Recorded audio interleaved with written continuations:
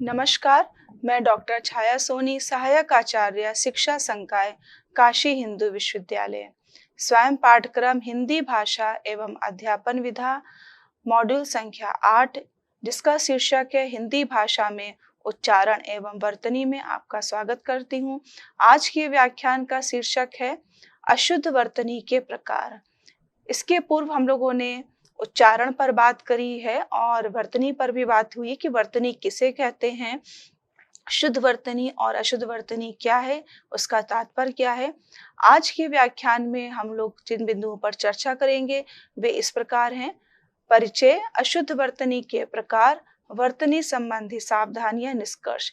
इस व्याख्यान के पश्चात विद्यार्थी जितने वर्तनी संबंधी जितने भी प्रकार हैं और वो भी अशुद्ध वर्तनी जितने प्रकार हैं उससे परिचित हो सकेंगे। मात्रा संबंधी, ध्वनि संबंधी, उन सभी प्रकारों को वो भली प्रकार से अपने शब्दों में बता पाएंगे। साथ ही वर्तनी संबंधी सावधानियां, जब हम वर्तनी लेखन का कार्य करते हैं तो कौन सी सावधानियां हमको रखनी चाहिए, इस बात से भी हम लोग इस व्याख्यान के माध्यम से परिचित होंगे। भाषा केवल भावों की अभिव्यक्ति का माध्यम नहीं, बल्कि संस्कृति, समाज और विचार का प्रतिबिंब भी होती है। जब यह भाषा लिखित रूप लेती है तो उसका सौंदर्य और स्पष्टता पूरी तरह वर्तनी पर निर्भर होता है। डिजिटल युग में मोबाइल, चैट और त्वरित संदेशों के प्रभाव ने छात्रों को वर्तनी के प्रति लापरवाह बना दिया है। परिणाम स्वरूप अशुद्ध वर्तनी अब केवल त्रुटि नहीं, बल्कि संप्रेषणीयता, प्रस्तुतिकरण और सोच की स्पष्टता में बाधा बन गई है। अर्थात कहने का आशय है कि जो भाषा है वो केवल भावों की अभिव्यक्ति का माध्यम नहीं, बल्कि संस्कृति, समाज और विचार, जो भी समाज है उसकी अपनी संस्कृति है, उसके अपने विचार हैं, तो उनका प्रतिबिंब भी होती है। और जब भाषा मौखिक के साथ साथ जब वो लिखित रूप लेती है तो उसका सौंदर्य और स्पष्टता जो है वो पूरी तरह से वर्तनी पर आधारित हो जाता है। अर्थात अगर वर्तनी शुद्ध नहीं लिखी जाएगी तो उसका जो सौंदर्य है, उस भाषा का जो सौंदर्य है, उसका जो बोध होना चाहिए वो उस प्रकार से उसका बोध नहीं हो पाएगा और वो भाषा पूरी तरह से स्पष्ट भी नहीं हो पाएगी। मतलब विचारों की जो स्पष्टता है वो कहीं ना कहीं बाधित होगी। तो इस तरह से कह सकते हैं कि आज के समय में अशुद्ध वर्तनी केवल अब एक त्रुटि नहीं है कि केवल लिखने में त्रुटि हो रही है, बल्कि वो संप्रेषणीयता, संप्रेषण स्थापित करने में, प्रस्तुतिकरण करने में, या जो हमारी अपनी सोच है, विचार है, उसको स्पष्ट रूप से सामने लाने में एक बाधा का भी काम करती है। हिंदी की देवनागरी लिपि विश्व की सबसे वैज्ञानिक लिपियों में मानी जाती है, जहां एक ध्वनि के लिए एक ही वर्ण प्रयोग में आता है। अंग्रेजी में के, सी, सी एच, क्यू, ये सब जो वर्ण हैं जिसको कि लेटर बोलते हैं, वो सब का, जो हिंदी की वर्णमाला का जो व्यंजन है वो का जैसे ध्वनियों के लिए ही प्रयुक्त होता है। मतलब जो अंग्रेजी में सी भी हिंदी में का है और सी एच वो भी हिंदी में का है, क्यू वो भी हिंदी में का है और के हिंदी में का है। अर्थात वहां पर का से संबंधित शब्दों को व्यक्त करने के लिए, ध्वनि को बताने के लिए कई सारे, लेकिन यहाँ पर जो बोला जा रहा है वही लिखा जाता है। लेकिन हिंदी में का ही प्रयोग होता है। यह ध्वनि वर्ण सामंजस्य हिंदी की ताकत है। इसके बावजूद हिंदी वर्तनी में अनेक अर्थभेदक ध्वनियां भी होती हैं, जहां केवल एक मात्रा या वर्ण की त्रुटि से शब्द का पूरा अर्थ बदल जाता है। मतलब केवल एक मात्रा या वर्ण की त्रुटि से शब्द का पूरा अर्थ बदल जाता है। ऐसे में शुद्ध वर्तनी लिखने का महत्व और भी बढ़ जाता है। उदाहरण के लिए अनल, अग्नि बनाम अनिल, वायु। दीन का मतलब गरीब है और दिन का मतलब समय है। अर्थात केवल मात्राओं का स्थान परिवर्तन होने से जो शब्द है उसका अर्थ बदल जा रहा है। ठीक है, तो किस तरह से उनको उच्चारित करना है, इस पर भी हम लोगों ने बात करी थी कि शब्दों के उच्चारण भी बहुत महत्वपूर्ण होता है और अगर वर्तनी गलत लिखी गई है तो उसका उच्चारण भी गलत होगा।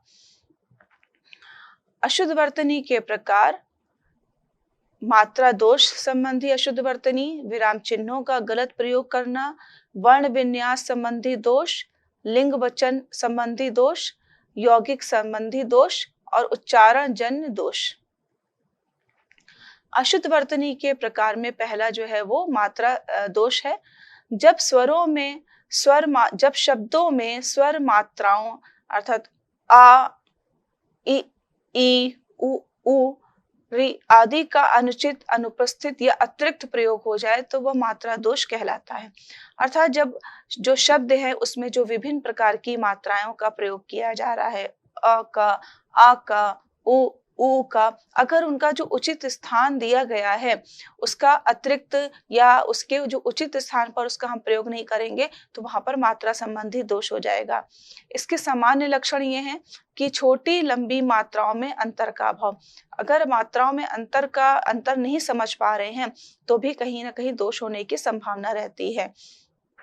ई, उ जैसी जोड़ियों में भ्रम, अर्थात कि जब हम ई बोल रहे हैं तो हमारी मात्रा किधर को लगेगी, और जब ई बोल रहे हैं ज्यादा बल दिया जा रहा है, उस मात्रा पर ज्यादा आघात किया जा रहा है तो किधर को लगेगी, इसमें भी भ्रम रहता है। जिसके कारण से जब शब्दों को लिखा जाता है और जहां पर हमारी ई उ संबंधी मात्राएं लगानी होती है तो वहां पर कहीं ना कहीं वो भ्रम की स्थिति उत्पन्न हो जाती है। दो मात्राओं के योग जैसे ए औ में गलती का होना, उदाहरण के लिए आ की जगह अ की मात्रा, इसमें देख सकते हैं कि कुछ शब्द दिए गए हैं जो कि शुद्ध और अशुद्ध शब्द हैं। आगामी और आगामी केवल एक मात्रा का अंतर है। आसान, आसान, संसारिक, सांसारिक, तो शुद्ध और अशुद्ध शब्दों में केवल एक मात्रा के अंतर है, लेकिन वो बिल्कुल अशुद्ध शब्द कहलाते हैं। और समान रूप से जब हम लोग भाषा को बोलते हैं, शब्दों का प्रयोग करते हैं और बोलते समय हमारे कुछ मात्राएं लुप्त हो जाती हैं तो उतना उस पर किसी का ध्यान नहीं दिया जाता है। लेकिन जब हम लेखन कार्य करते हैं तो लेखन कार्य में हमारी वर्तनी की शुद्धता बहुत ही महत्वपूर्ण होती है। तो इस प्रकार से मात्रा संबंधी दोष भी हम लोगों को दिखाई देते हैं। अशुद्ध वर्तनी के प्रकार में पहला अ की जगह आ की मात्रा और ई की जगह ई की मात्रा। अधीन, शुद्ध इसका शब्द है अधीन। लागान, इसका शुद्ध शब्द है लगान। अत्याधिक में अनावश्यक रूप से आ की मात्रा लगाई गई है जबकि इसका शुद्ध शब्द है अत्यधिक। आसाम, इसका शुद्ध शब्द है असम। ई की जगह ई की मात्रा का लगाना। अभिमान, अभिमान। तो इस तरह से कुछ शब्द दिए गए जहां पर हम जब मात्रा की बात करते हैं तो आ की जगह आ की मात्रा, ई की जगह ई की मात्रा का प्रयोग होना। उसी प्रकार से उ मात्रा का भी दोष हमें दिखाई देता है। जरूरत, जरूरत, री और री असंबंधी दोष भी दिखाई देता है। ऋतु, ऋतु, अनुग्रहित, अनुग्रहित। अशुद्ध वर्तनी के और प्रकार हैं। ए और ए लिखने में अशुद्धियां दिखाई देती हैं। ऐतिहासिक, और शुद्ध शब्द है कि ऐतिहासिक, उसमें ए की मात्रा लगा होना। एनक, एनक। ई की जगह ई मात्रा की, जहां पर हमें बड़ी ई की मात्रा लगानी है वहां पर छोटी ई की मात्रा की अशुद्धि दिखाई देती है। श्रीमती, श्रीमती, तो वहां पर समान रूप से जब लेखन करते हैं तो छोटी ई की मात्रा का प्रयोग कर दिया जाता है, लेकिन शुद्ध शब्द में श्रीमती लिखने में बड़ी ई की मात्रा का प्रयोग किया जाता है। इस प्रकार से कुछ बहुत सारे अन्य उदाहरण भी है मात्राओं संबंधी जिनको कि हम लोग देख सकते हैं और समझ सकते हैं। सैनिक, सैनिक। बीमारी, बीमारी। ई मात्रा का लोप होना, कुछ ऐसे शब्द आते हैं लिखते समय जब ई की मात्रा का लोप कर दिया जाता है, अर्थात उस मात्रा को बिल्कुल भी हटा दिया जाता है। इसका अशुद्ध शब्द शुद्ध। विरहणी, ये अशुद्ध है जहां पर हा में ई की मात्रा लगना था लेकिन उसका लोप कर दिया गया तो विरहिणी हो गया। परिस्थिति, परिस्थिति, और जो कि शुद्ध शब्द है इसका है परिस्थिति, तो यहाँ पर भी ई की मात्रा का लोप कर देना। नायिका, नायिका। उ और उ मात्रा संबंधी अशुद्धि। हेतु, हेतु, है ना। तो इस तरह से बहुत सारे शब्द हैं जहां पर मात्रा संबंधी अशुद्धि हमें दृष्टव्य होती हैं। दूसरा प्रकार है अनुस्वार, अनुनासिक संबंधी दोष। जब अनुस्वार और अनुनासिक के प्रयोग में भ्रम हो तो ये लुप्त या अतिरिक्त रूप से प्रयुक्त हो जाते हैं।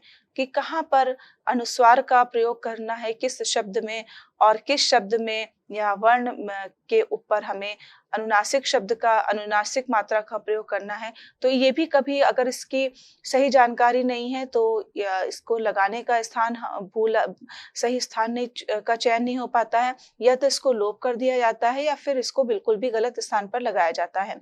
इसके सामान्य लक्षण क्या है? नाक से निकलने वाली ध्वनियों की लेखन में त्रुटि। जो नाक से निकलने वाली ध्वनियां हैं, उनका जब हम लेखन करते हैं तो त्रुटि उत्पन्न हो जाती है।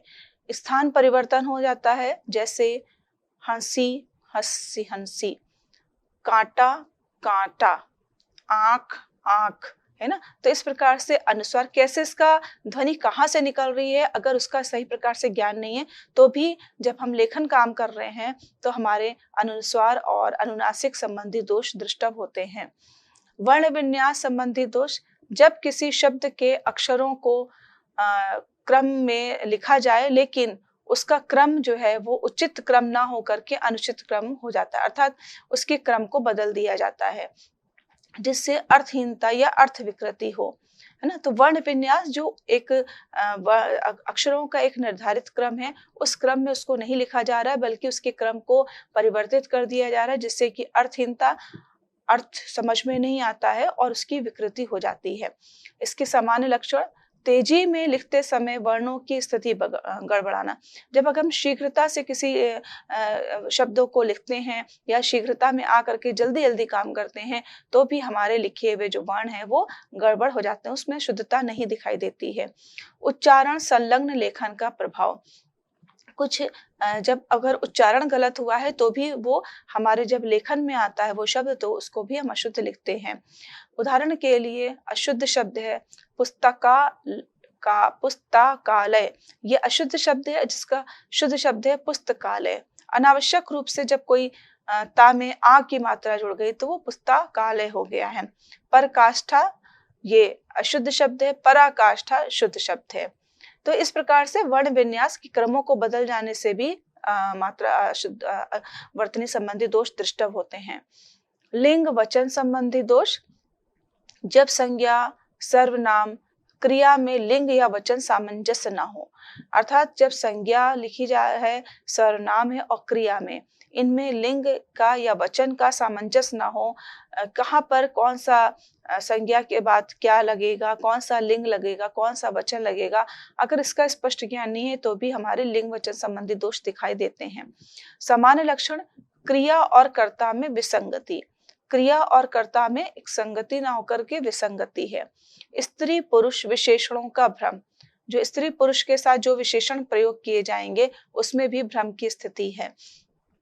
इकारांत और उकारांत शब्दों के बहुवचन रूपों में ई और उ क्रमशः इ उ में बदल जाते हैं। जब हम इकारांत और उकारांत शब्दों का बहुवचन करते हैं तो जो ई और उ वर्ण है वो इ और उ में परिवर्तित हो जाते हैं। उदाहरण के लिए लड़की, लड़कियां, सर्दी, सर्दियां, खिड़की, खिड़कियां। उच्चारण जन्य संबंधी दोष, बोलचाल की आदत या क्षेत्रीय प्रभाव के कारण जैसे बोला वैसे ही लिख दिया जाता है ना? कि ये भी दृष्टव्य होता है कि जहां पर जिस प्रकार से जो बोला जा रहा है, क्योंकि उसी को प्रारंभ से सुनते आ रहे हैं बच्चे भी, तो उसको वो शुद्ध मान करके उसी तरह से लिखने का काम करने लगते हैं।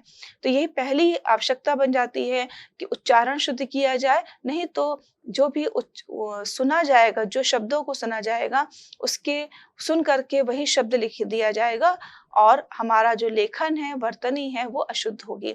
तो बोलचाल की भाषा में क्षेत्रीय प्रभाव पड़ता है, बोलियों का प्रभाव पड़ता है और इसी कारण से जैसा बोला जाता है वैसे ही लिख दिया जाता है। इसका सामान्य लक्षण, शब्दों का लघुकरण या अपभ्रंश कर देना। जो भी शब्द हैं उनको हम लघु कर देते हैं या उसको हम परिवर्तित कर देते हैं। आम बोलचाल की ध्वनियों को वैसा ही लिख देना। जो भी बोलचाल की भाषा में जो शब्द प्रयोग हो रहे हैं, ध्वनियां प्रयोग हो रही हैं, उनको उसी तरह से लिख देना, उनके द्वारा उसी का प्रयोग करते हुए लेखन कार्य करना। जैसे जाएगा, ये अशुद्ध है और यहाँ पर जाएगा ये शुद्ध है। कभी अशुद्ध, कवि शुद्ध है। घर में, घर और में एक साथ लिखा जाना अशुद्ध है। घर और में दोनों को अलग लिखा जाना शुद्ध है। यौगिक संधि त्रुटियां, जब दो शब्दों के मिलने से बने यौगिक या संधि रूपों में विसंगति हो जाए। जो दो शब्द हैं उनके मिलने से जो शब्द बनते हैं, जो संधि होती है उसमें अगर विसंगति हो जाए तो भी वहां पर हमें वर्तनी दोष दिखाई देता है, शुद्ध वर्तनी दिखाई देती है। शब्दों को अलग अलग लिखना, संधि नियमों की अनदेखी, मतलब शब्दों को जो एक साथ शब्द लिखे जाने चाहिए, जिन शब्दों को यौगिक किया गया है उनको एक साथ ही लेखन कार्य करते समय उनको एक साथ लिखा जाना चाहिए, लेकिन सामान्यतः उसकी जानकारी नहीं होती है या जानकारी के अभाव के कारण से वो यौगिक शब्द जो है वो अलग अलग लिख दिए जाते हैं। और संधि के नियमों की भी अनदेखी करना, नियमों को हम अनदेखा कर देते हैं, उस कारण से भी अशुद्ध वर्तनी दिखाई देती है। लोकसभा ये एक साथ लिखा जाना चाहिए, लेकिन अगर अलग क्योंकि स्पष्ट नहीं है, इसकी जानकारी नहीं है, तो अलग लोक और सभा अलग लिख दी जाती है। राजनीति ये भी एक साथ दोनों शब्दों को लिखा जाने, क्योंकि एक के बिना दूसरा अधूरा है, तो यौगिक शब्द है और इनको अलग नहीं लिखा जाना चाहिए। इस तरह से देख सकते हैं अनाधिकार, अंधिकार ये सब आपके शब्द आते हैं, जो कि अनाधिकार अशुद्ध शब्द है, अशुद्ध है, और अनधिकार शुद्ध शब्द है।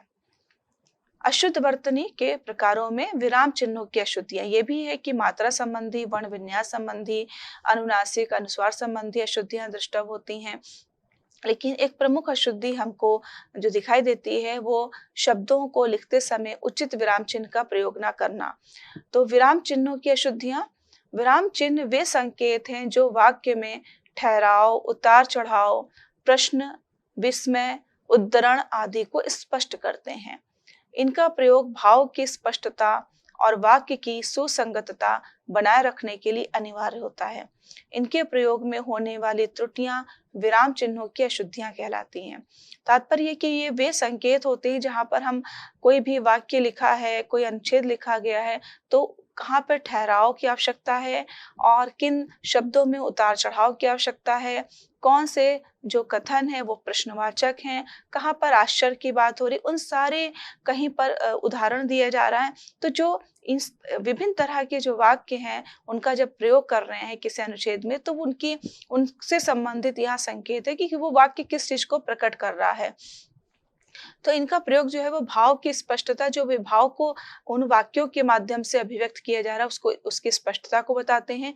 साथ ही वाक्य की सुसंगतता, कि वाक्य आपस में कैसे मिले हुए हैं, एक क्रम में मिले हुए, इसको भी स्पष्ट करते हैं। इसमें देख सकते हैं कि अशुद्ध प्रयोग, सही प्रयोग और त्रुटि का कारण क्या है।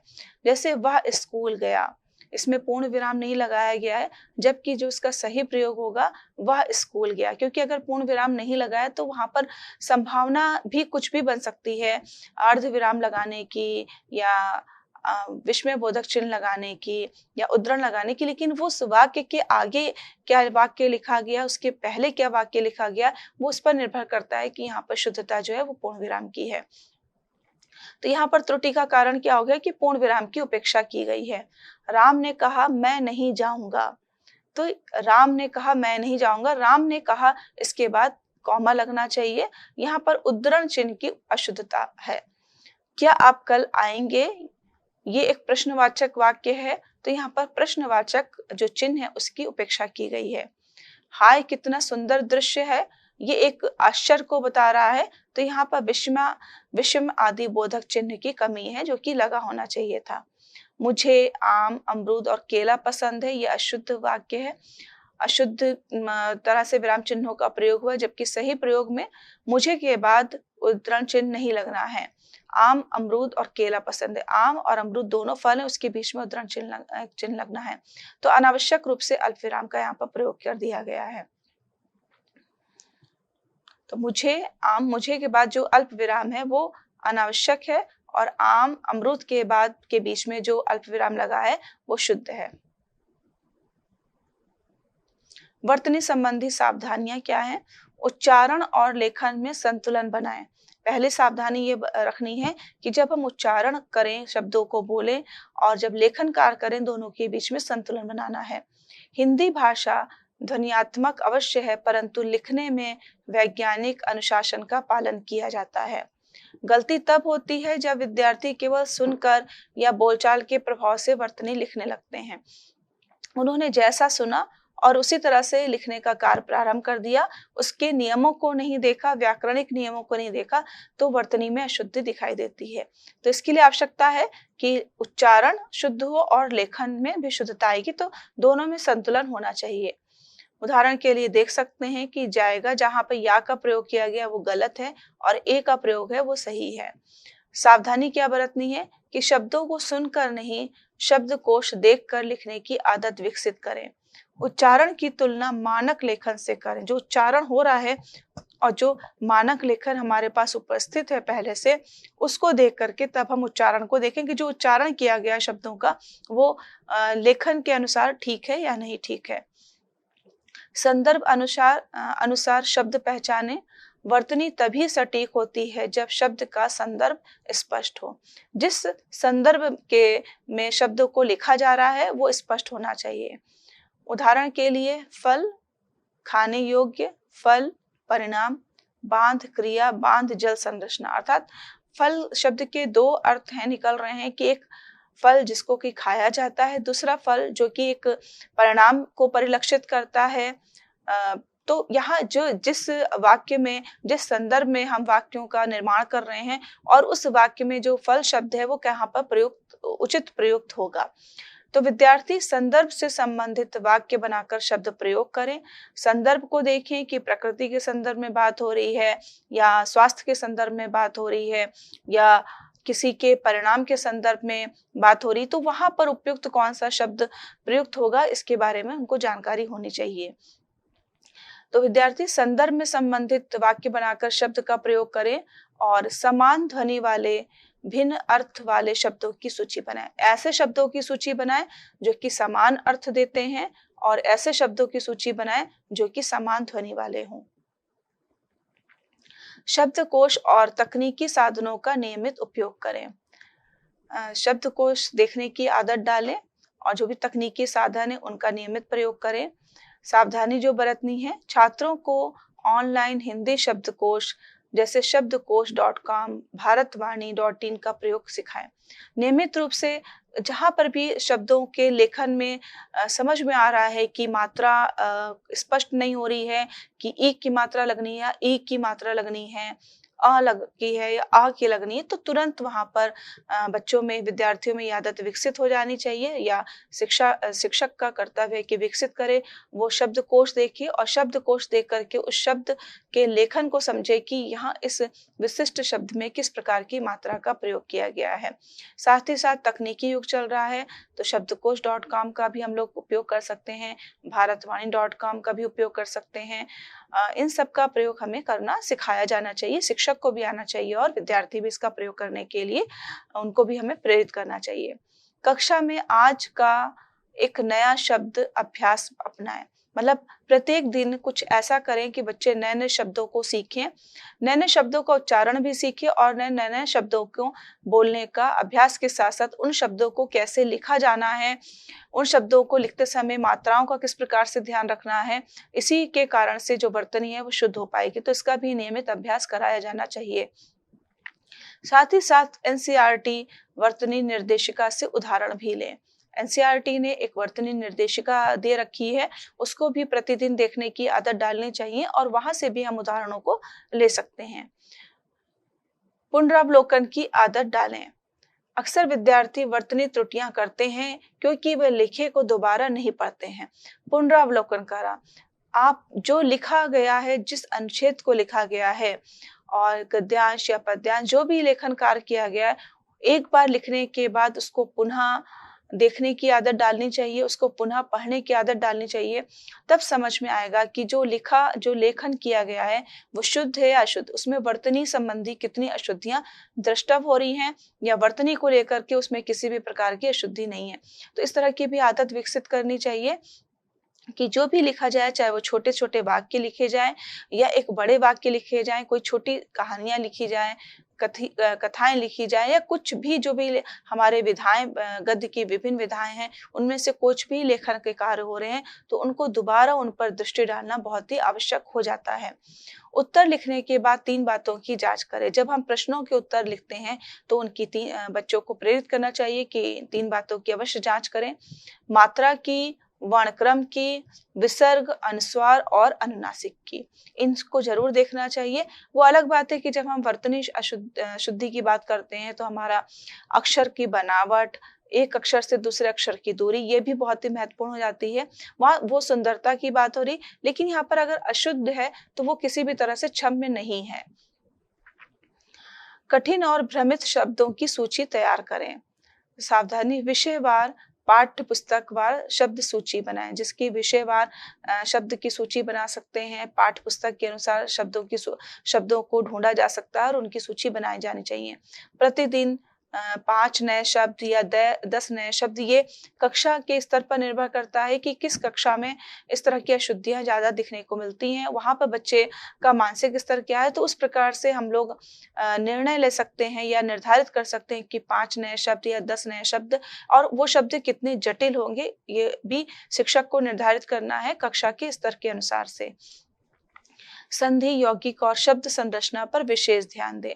वर्तनी में सबसे अधिक त्रुटियां संधि और यौगिकों के मामले में होती हैं। जैसे कि इसके पूर्व में बताया गया कि उस तरह की त्रुटि भी दिखाई देती है कि लोक और सभा को अलग अलग लिखा जाता है, जबकि ये दोनों एक साथ लिखे जाने चाहिए, एक शब्द है। उसी प्रकार से राजनीति, तो इस प्रकार से शब्दों को देखें, समझें कि यौगिक शब्द कौन से हैं और इनको हमें अलग नहीं करना है। तो शब्दों के जोड़े बनाएं, सही बनाएं, और इन सब के अभ्यास भी कक्षा में कराए जाने चाहिए। क्षेत्रीय प्रभाव से बचें।